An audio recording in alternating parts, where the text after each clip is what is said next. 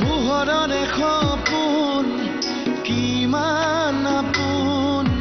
জাগি জাগি দেখা এটি সপোন তাতে জ্বলি নুমাই যোৱা মৰা উশিৰ জোন পোহৰৰ সপোন মৰা উশিৰ জোন পোহৰৰ সপোন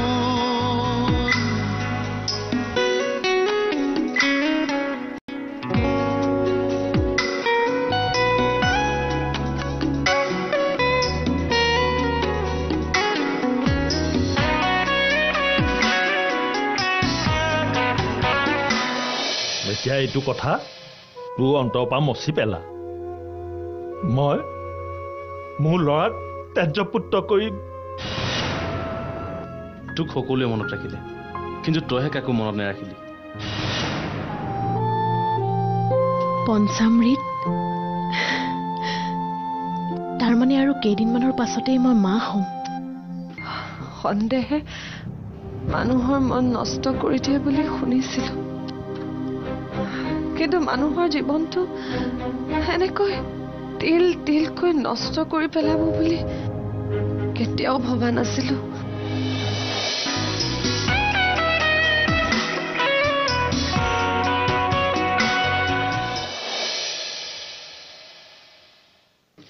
পলদা আপুনি অহাই যে ইমান ভাল লাগিছে নহয় এইবাৰ কিন্তু মেঘাকো লৈ আহিব প্ৰমিস লৈ আনিবনে তাই আহিলে তোমালোকৰ বৰ অশান্তি হ'ব কিয় মানে তাই বৰ উৎপতীয়া আৰু তাই ইমান গণ্ডগোল লগাই থাকিব তোমালোকে অসহ্য পাই যায় তাৰমানে এতিয়াও ছোৱালীৰ নিচিনাই হৈ আছে মোৰ বৰ ভাল লাগে সেই লাইফটো আমাৰ মৃন্ময়কটো দেখা পাইছেই বিয়া হোৱাৰ দিন ধৰি মই পাহৰিয়ে থাকিলো ময়ো যে এসময়ত ছোৱালী আছিলো আৰু আচৰিত ধৰণে মেঘাই প্ৰতিটো মুহূৰ্ততে ছোৱালী জীৱনৰ কথাই মনত ৰাখিছে এক মুহূৰ্তৰ কাৰণেও পাহৰি যাব পৰা নাই আপুনি বৰ লাকি তেনেকুৱা এজনী ছোৱালী পোৱাৰ কাৰণে ঘৰখনত চাগে হাঁহি নুগুছেই ন এৰা মোৰ এক ছোৱালী হৈ থাকিবলৈ সুবিধা দিয়াৰ বাবে তাই আছে মাজে মাজে তাই মোৰ পত্নী হ'ব বিচাৰে মানে ছোৱালীৰ পৰা কিজানি তাই এজনী সঁচা পত্নী হ'বলৈ মন যায় কিন্তু মই তাইক ছোৱালী হৈ থকাৰহে অধিকাৰ দিছো আপুনি সঁচাকৈ বৰ আচৰিত ধৰণৰ মানুহ দেই আজিৰ দিনৰ ছোৱালী এজনীৰ মনৰ কথাবোৰ আপুনি যে ইমান সুন্দৰকৈ বুজি পায় সাধাৰণতে পুৰুষবিলাকে নিজৰ পত্নীক নিজৰ অধীনত ৰাখিব খোজে কিন্তু আপুনি সেইখিনি কৰা নাই তেওঁক সদায় ছোৱালীৰ নিচিনাকৈ ৰাখিব খুজিছে আপুনি বৰ উদাৰ বৰ আচৰিত হৈ যাবা মই প্ৰথমে পল্লাক যিটো অৱস্থাত লগ পাইছিলো তেওঁ যে আজি এনেকুৱা এজন পুৰুষলৈ ৰূপান্তৰিত হ'ব মই ভাবিবই নোৱাৰো কাৰণ কলেজৰ দিনত তেওঁ সম্পূৰ্ণ বিপৰীত আছিল কিন্তু চোৱা না দাদাই মেঘাক কেনেকৈ ৰাখিছে তুমিতো ইমান দিন তেওঁৰ লগত থাকিলা তাৰ পিছতো দাদাৰ পৰা ভাল গুণ আয়ত্ত কৰি ল'ব নোৱাৰিলা তাৰ মানে মই এতিয়া পল্লাৰ দৰে হ'ব ঠিক আছে মই বাৰু পল্লাৰ দৰে হ'ম তুমি মেঘাৰ দৰে হ'ব পাৰিবা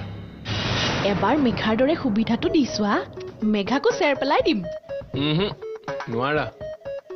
মেঘা যেনেকুৱা চঞ্চল যেনেকুৱা ফূৰ্তিবাজ আৰু তাই কথাবোৰ ইমান ষ্টাইল কৰি বিভিন্ন সুৰত ক'ব পাৰে নহয় যে এদিনতে সকলোকে নিজৰ কৰি লয় এবাৰ যিয়ে তাইৰ লগত কেইটামান মুহূৰ্ত কটাইছে সি আৰু তাইক কেতিয়াও পাহৰিব নোৱাৰে হয়নে পল্লা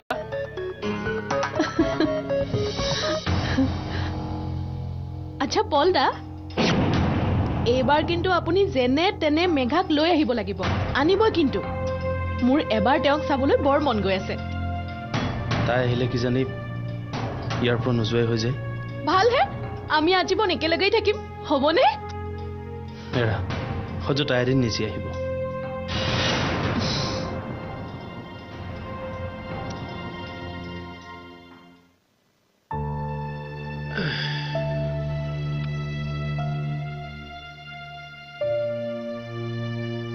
মই তোমাক খুব বেয়া পাইছো যোৱা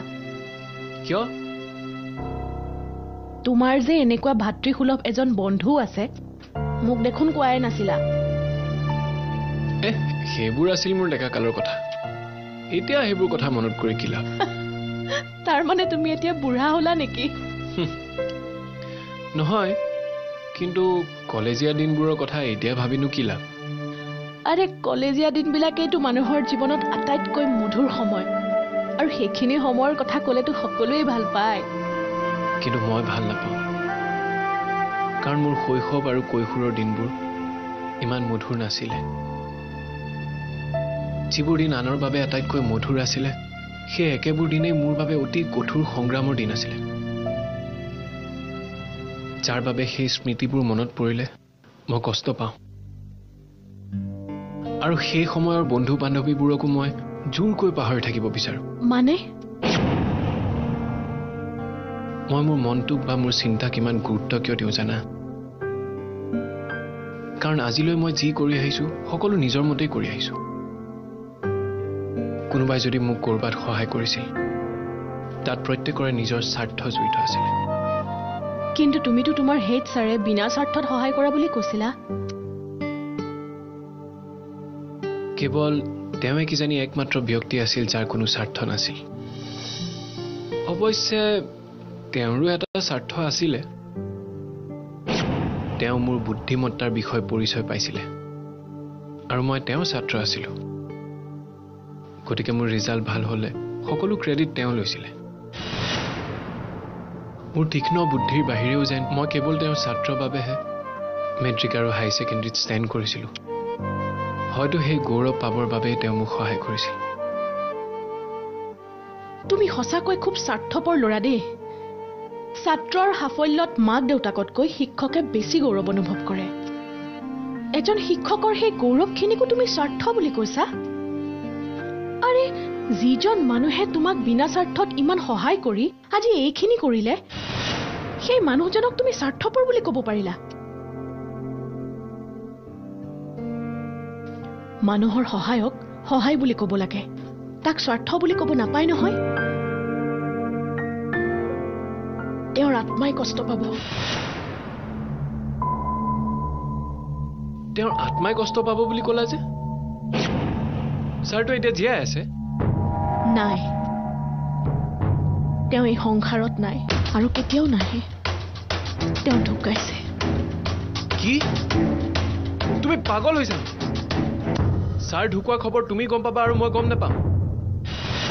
এনেকুৱা কেতিয়াও হ'ব নোৱাৰে কাৰণ তেওঁ ঢুকালে গাঁৱৰ সকলোৱে প্ৰথমে মোকেই খবৰ দিব কিয় যিখন গাঁৱত তুমি ইমান বছৰ যোৱাই নাই যিখন গাঁৱৰ কথা তুমি ইমান বছৰে পাহৰি আছা তাৰ কোনে তোমাক ইমান বছৰে মনত ৰাখিব কোনেও মনত নাৰাখিলে এজনে ৰাখিব কোনে তেওঁ মোক খবৰ নিদিয়াকে কেতিয়াও থাকিব নোৱাৰে কোন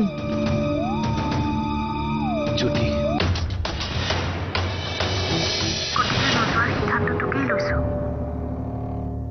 হ'ব দে কি হ'ল মা কি হ'ল নোকোৱা কিয় তাই যা যোগাৰ কৰিবলৈ মানা কৰিছে কিয় কিয় মই কৈছো তুমি যাব নোৱাৰা কিয় কাৰণ মই তোমাক যাব নিদিওঁ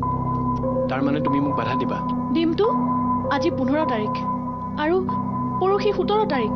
সেইদিনা আমাৰ পঞ্চামৃতৰ দিন আজি যদি তুমি ঘৰলৈ যোৱা পৰহিলৈ আহিয়ে নাপাবা শিখা ছাৰৰ মৃত্যুতকৈ পঞ্চামৃত ডাঙৰ নহয় আৰু সেইবোৰ এনেও তিৰোতা মানুহৰ কাম কি কথা কোৱাহে তুমি আৰু আমাৰ ঘৰৰ মানুহে তোমাক কি বুলি ভাবিব যে যিজন ল'ৰাই ইমান বছৰে নিজৰ ঘৰত যোৱাই নাই সেই ল'ৰাজনে এতিয়া পঞ্চামৃতৰ সময়ত ঘৰলৈ কিয় যাবলগীয়া হ'ল ভুলটো তোমাৰেই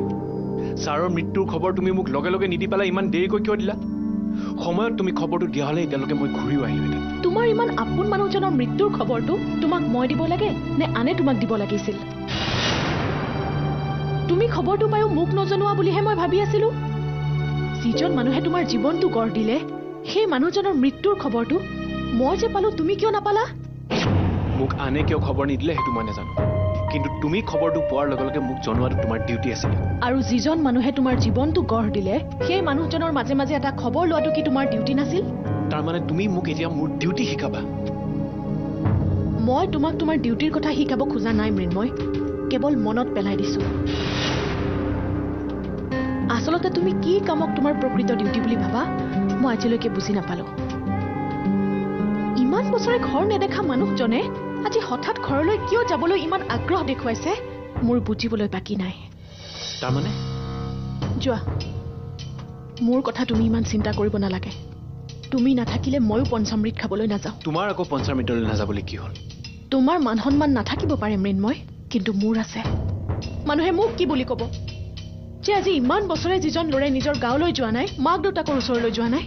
আনকি নিজৰ বিয়াত নিজৰ ঘৰৰ মানুহকেই নিমন্ত্ৰণ নিদিলে আজি তেওঁ হঠাৎ পঞ্চামৃতৰ দিনা ঘৰলৈ কিয় যাব লাগে দুদিন আগত বা পিছত যাব নোৱাৰে শিখা প্লিজ ট্ৰাই টু আণ্ডাৰষ্টেণ্ড পঞ্চমৃত বা অন্য উৎসৱ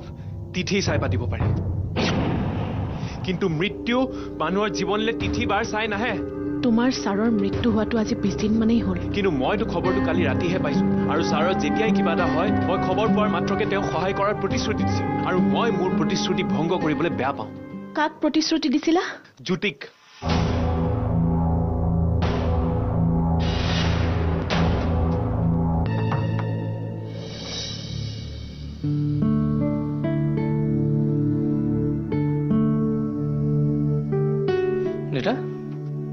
এই মাছৰ অৰ্ডাৰ দিলি নে নিদিলোঁ মানে আগতীয়াকৈ অৰ্ডাৰ দিলে বেপাৰীয়ে বৰফ দি থৈ দিয়ে তাতকৈ মই ভাবিলোঁ সেইদিনাখন ৰাতিপুৱাই গৈ ঘাটৰ পৰাই মাছ লৈ আহিম ফ্ৰেছ মাছ পাম ৰাতিপুৱাই যাব লাগিব কিন্তু ইমান ৰাতিপুৱা উঠাটো অভ্যাস নাই তোৰ দায়িত্ব লৈছোঁ যেতিয়া ৰাতিপুৱা উঠাই নহয় লাগিলে ৰাতিটো নুশুৱেই চাই থাকিবা আৰু সেইদিনাখন টাইমত আনি মাছ পहुঁচাই দিম বিক্ৰম এই আমাৰ ঘৰলৈ যে মাজে মাজে কাম কৰিবলৈ বাইজনী আহে তই তাইক লৈ আহিবিচোন মাতি পেলাই এতিয়া আকৌ ক'ত পাম তাই চাগে কামলৈ ওলাই গ'ল কাৰ ঘৰে ঘৰে বিচাৰি থাকিবা সিহঁতৰ সন্মুখত যে পাণ দোকানখন আছে তাত সুধিলেই গম পাবি তাই কলৈ যায় ক'ত আছে তোমাক আজি মানুহজনীৰ ইমানকে কিয় দৰকাৰ হ'ল এনেই দেখোন তুমি তাইক দেখিবই নোৱাৰা ইমান লেতেৰা কৰি থাকা তুমিনো ইমান কষ্ট কিয় কৰিব লাগে আজিকালি বজাৰত সকলো বস্তু পায় পালো বুলিয়ে বজাৰৰ লাৰু পিঠা কিনি আনিম নে ছোৱালীজনীৰ পঞ্চামৃতত মই নিজ হাতে কৰি চব খুৱাম শিখাৰ ফোন শিখা ক সেয়াই আমাৰ যা যোগাৰ হৈছে আৰু প্ৰায় তই কেতিয়া আহিবি এই তাইক পাৰে যদি আজি আহিব কোৱা না আজি নাযাওঁ মা এওঁৰো সময় নাই গতিকে নোযোৱাৰ সিদ্ধান্তটোকেই লৈছো হ'ব দে কি হ'ল মা কি হ'ল নোকোৱা কিয় তাই যা যোগাৰ কৰিবলৈ মানা কৰিছে কিয় কিয়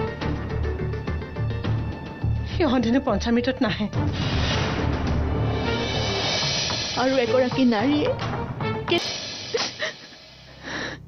ইমান পাগলামি ভাল নহয় শিখা তুমি এতিয়াই তেওঁলোকক ফোন কৰি কোৱা পঞ্চামৃতৰ যোগাৰ কৰিবলৈ দিয়া কি ভাবিব তেওঁলোকে অকণমান পিছত আমাৰ কিবা কাজিয়া লগা বুলি দৌৰ মাৰি আহিব খবৰ ল'বলৈ তেতিয়া মই কি উত্তৰ দিম তুমি কিয় এনেকুৱা চিন ক্ৰিয়েট কৰি পেলোৱা মই বুজি নাপাওঁ কথাবোৰ অলপমান বুজিবলৈ চেষ্টা কৰিবাচোন এতিয়া যদি বিক্ৰমে গম পায় মোক ফোন কৰি সুধিব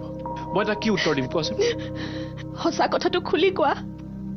যে তুমি তোমাৰ এৰি অহা প্ৰেয়সীক দিয়া প্ৰতিশ্ৰুতি ৰক্ষা কৰিবলৈ গাঁৱলৈ যাবই লাগিব বুলি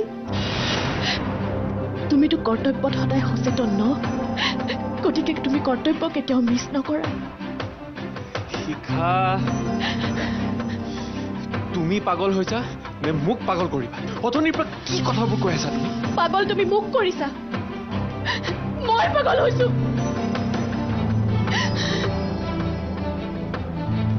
মই আগতেই জানিব লাগিছিল